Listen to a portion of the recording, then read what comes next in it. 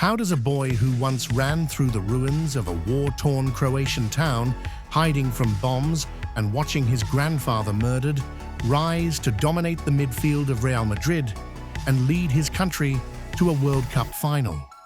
How does someone so small, so underestimated, become the engine of La Decima, the three-peat Champions League victories, and a Ballon d'Or winner? This is the extraordinary journey of Luka Modric, from the rubble of Zadar to football's greatest stages.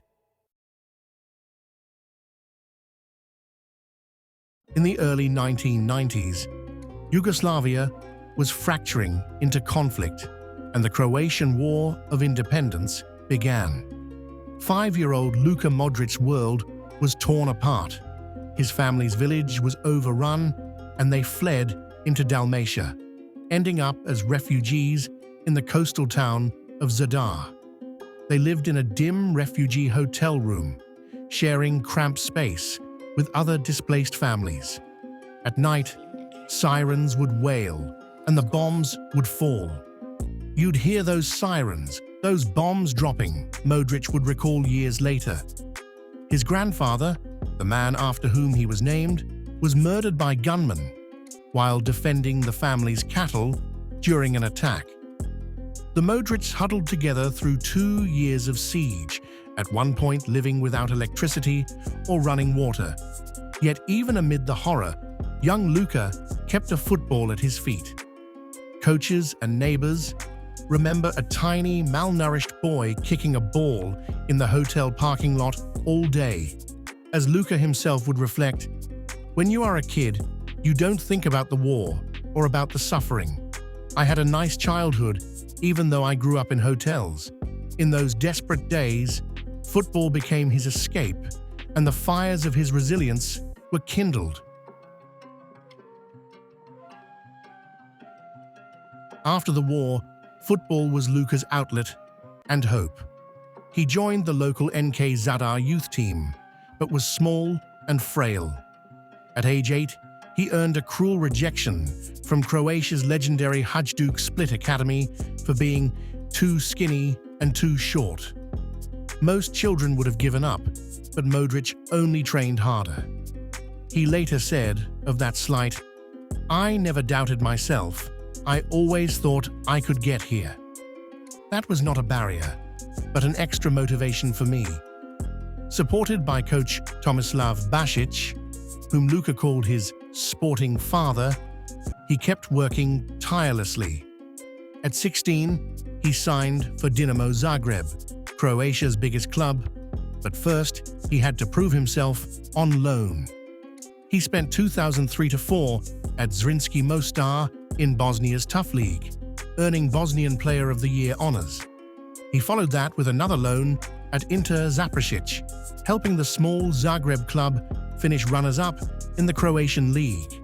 These hard yards paid off.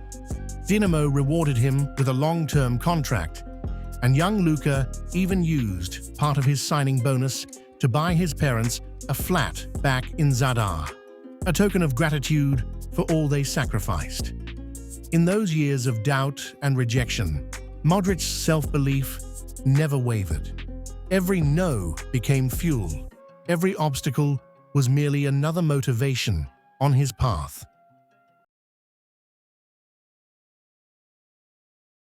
In 2008, Luka Modric made the leap to Tottenham Hotspur for £16.5 million.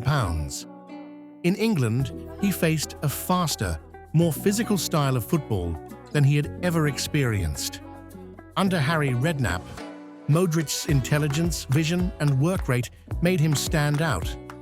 He could see passes others couldn't, anticipate plays before they happened, and control the tempo of the game despite his smaller frame. His efforts helped Spurs qualify for the Champions League for the first time in their history, 2010-11, and he was voted Player of the Year. Yet despite his personal growth, trophies eluded him. Luka admitted, "One regret is that I didn't win a trophy with Tottenham." The boy who had once kicked a ball through rubble still longed for glory, and in 2012, Real Madrid came calling. Madrid was a different world. Expectations were astronomical, and pressure came from every direction. Initially, critics were harsh. The Spanish press labeled him La Liga's worst signing of the year.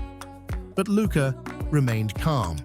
"I understand there is great pressure for new signings to succeed. I believe that I can prove I have something to offer." Under Carlo Ancelotti, Luka's tactical intelligence came to the forefront. He became the link between defense and attack, distributing the ball with precision and controlling the pace of the game. In 2014, Real Madrid achieved La Decima, their 10th Champions League title, defeating Atletico Madrid in a dramatic final that went to extra time. Modric's ability to find pockets of space, break pressing lines, and dictate tempo was instrumental. As teammate Sergio Ramos would later say, "Luka sees the game before it happens. He gives us balance and calm when it matters most." When Zinedine Zidane took over in 2016, Modric evolved even further. Zidane gave him freedom to roam, making him the true engine of Madrid's midfield. Over the next 3 seasons, Modric led the team alongside Kroos and Casemiro to 3 consecutive Champions League titles: 2016-17, 2017-18, 2018-19, a feat unprecedented in the modern era. Each final showcased his tactical mastery. Against Juventus, Atletico Madrid, Bayern, and Liverpool, he orchestrated Madrid's rhythm, pressed intelligently, and provided the perfect balance between creativity and defensive discipline. Off the ball, Modric was tireless, covering more ground than any teammate. On the ball, he was the calm in the storm, linking defense to attack with sublime passes, sharp vision, and composure under pressure. Zidane described him as the soul of the team, predicting he could even one day win the Ballon d'Or, a prophecy Luka would fulfill. By the end of his Madrid career, he had amassed 28 trophies, including 6 Champions League titles, cementing his legacy as one of the greatest midfielders of his generation. But more than trophies, it was his quiet leadership, relentless work ethic, and football intelligence that transformed him from a doubted signing into the heartbeat of one of the most dominant eras in football history. The peak of Modric's legacy came on the global stage. In 2018, he captained Croatia on a historic World Cup run. Against all odds, the small nation fought past reigning champions Germany, surged through the knockout rounds, and reached the final in Moscow. Modric played every minute, scored vital goals, and carried his team on the biggest occasion. Although Croatia fell to France 4-2 in the final, Modric's performances earned him the Golden Ball as the tournament's best player. Croatia's coach Zlatko Dalic put it simply, "At the end of the day, Luka is the best player in the world."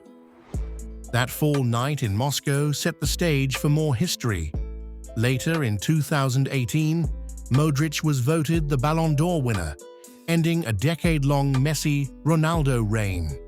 The speech was vintage Modric humility.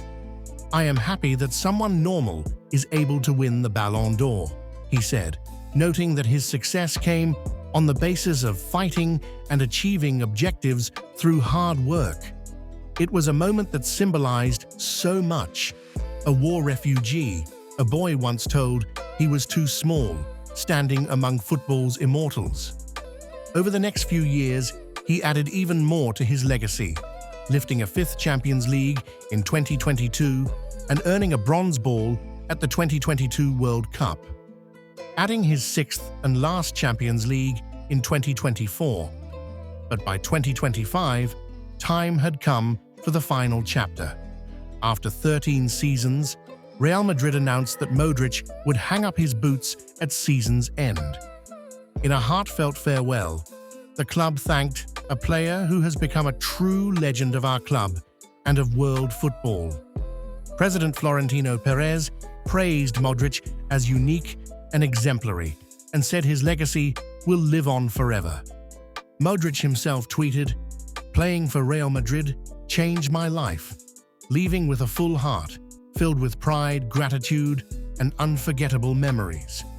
From those haunted nights in 1990s Zadar to the Bernabeu stands, Luka Modric's journey is the story of resilience.